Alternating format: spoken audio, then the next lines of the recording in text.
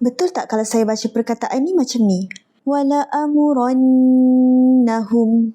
Sekali lagi. Wala amurannahum. Okey, jadi bacaan saya tu salah. Salah sebab dekat la'a tu saya baca pendek. Patutnya panjang. Wala'a, 2 harakat. Wala amurannahum. Okey, kalau macam tu kat sini pun kena baca panjang ke? Alal araik. Sekali lagi. Alal araik. Jadi jawapannya salah. Kat sini kena baca pendek pula. Dekat A tu, Hamzah tu kena baca pendek. Alal araik. Jadi sebenarnya pada Hamzah ni, bila nak baca panjang, bila nak baca pendek. Okey, cuba perhatikan kedua-dua ni, apa yang beza?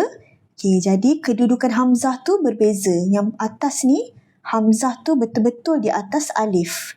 Yang bawah ni, Hamzah tu di antara lam dan alif. Jadi yang atas ni sebenarnya dia adalah lam berbaris atas bertemu dengan Hamzah. Jadi baca pendek, la'a. Sedangkan yang ni pula, dia adalah lam baris atas berjumpa dengan Hamzah dan sebelah Hamzah tu ada alif.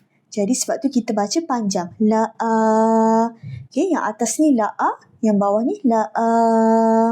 Okey, sekarang kita tengok beza antara kedua-dua ni. Okey, dekat sini Hamzah dia di tengah-tengah. Yang ni pula Hamzah dia betul-betul di atas alif. Jadi yang ni kita baca panjang sebabnya dia adalah lam baris atas bertemu dengan Hamzah beserta alif sebelahnya, la'a, baca panjang.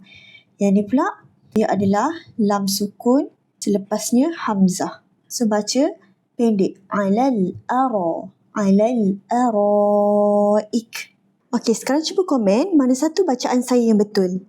A, la ayatil liqaum. B, la ayatil liqaum. Okey, cuba komen A ke B?